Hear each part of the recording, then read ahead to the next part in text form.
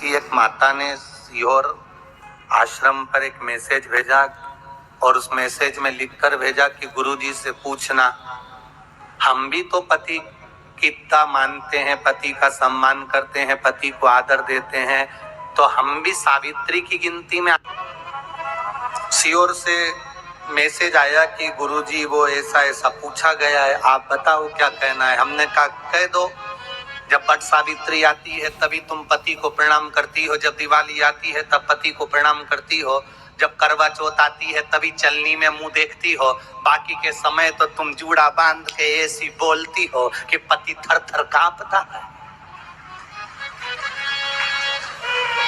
16 श्रृंगार में नारी के हाथ की चूड़ी का कलर अलग हो सकता है, चूड़ी की डिजाइन अलग हो सकती है, चूड़ी अलग हो सकती है, चूड़ी महंगी सस्ती हो सकती है, मंगलसूत्र की कीमत ऊंची नीची हो सकती है, पांव की बिछुड़ी की कीमत ऊंची नीची हो सकती है, कान के कुंडल की कीमत ऊंची नीची हो सकती है।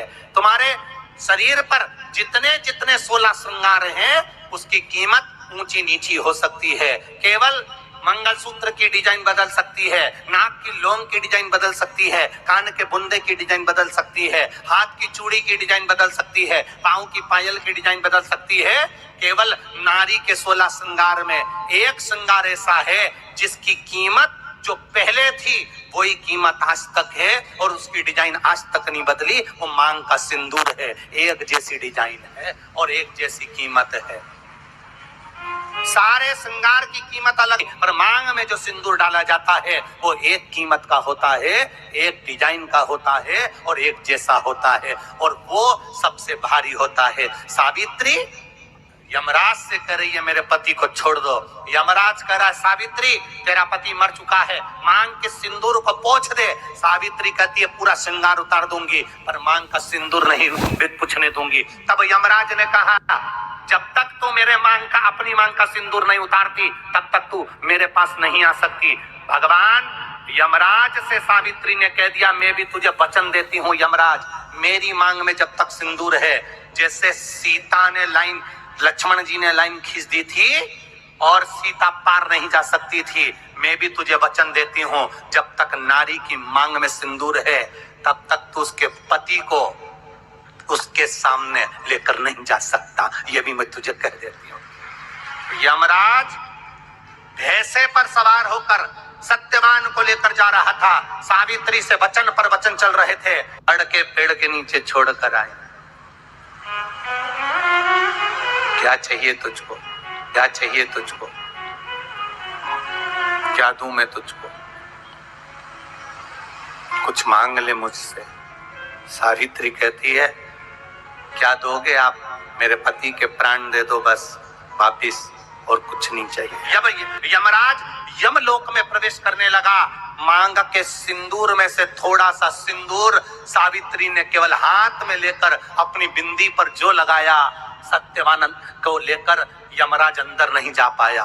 बाहर खड़े होकर कहता है मांग ले, मैं तुझे एक वचन नहीं, तू बोले तो मैं 2 वचन दे देता हूँ, तू बोले तो मैं 3 वचन दे देता हूँ, तू मांग क्या चाहिए। तब सावित्री ने कहा देना चाहते हो, हाँ। अब यमराज को लगा कि लालच में पड़ गई सावित्री, तब कहा पहला वचन दीजिए, मेरे अंधे सास ससुर के नेत्र वापिस आ जाएं। यमराज ने कहा तथास्तु। दूसरा वचन दीजिए, मेरे सास ससुर अपने पोता पोती का मुख देखें। यमराज ने कह दिया तथास्तु।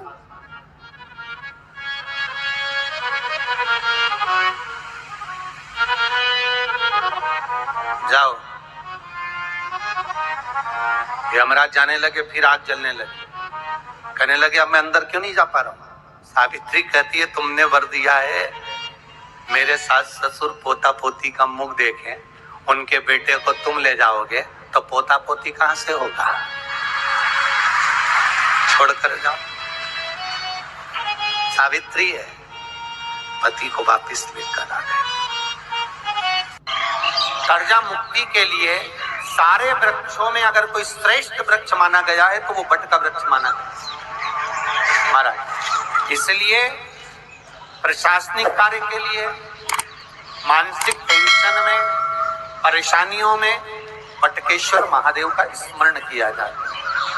और यदि निवेदन करूंगा, बहुत ज्यादा यदि आपको कर्जा हो गया है, बहुत ज्यादा कर्जा हो गया और वो कर्जा चूक ही नहीं रहा, तो थोड़े दिन बड़ के पेड़ के नीचे आप बटकेश्वर महादेव के लिए 1 लोटा पानी, उसमें थोड़ा सा पिसा हुआ चावल पीस के गला लेना चावल को और पीस लेना, पीस के उस पानी में मिला लेना और मिलाकर उसमें थोड़ी सी हल्दी पिसी हुई डालकर बटकेश्वर महादेव के नाम से बड़ के पेड़ के नीचे अपनी कामना कर जो कर्जा हुआ है उस कर्जे का भान देते हुए, स्मरण देते हुए छोड़ दे।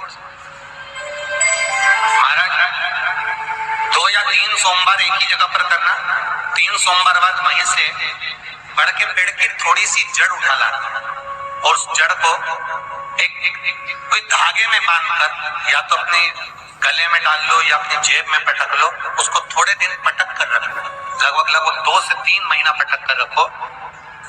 वो जड़ जैसे बड़ का पेड़ विस्तार होता है, पानी गिरे ना गिरे, जल वृष्टि हो ना हो, गर्मी पड़े ना पड़े, उसको कोई फर्क नहीं पड़ता। बड़ का वृक्ष आप रूप फैलता जाता, उसकी जड़ें अपने आप प्रबल होती है। उसी तरह ये बटकेश्वर महादेव कहीं से भी अगर जड़ आपके पास में रखी है 1 महीना, 2 महीना, 3 महीना तक, तो ये जड़ अपने आप लक्ष्मी को पकड़कर खींच कर लाती है और कर्जे से मुक्त कर दे। बटकेश्वर महादेव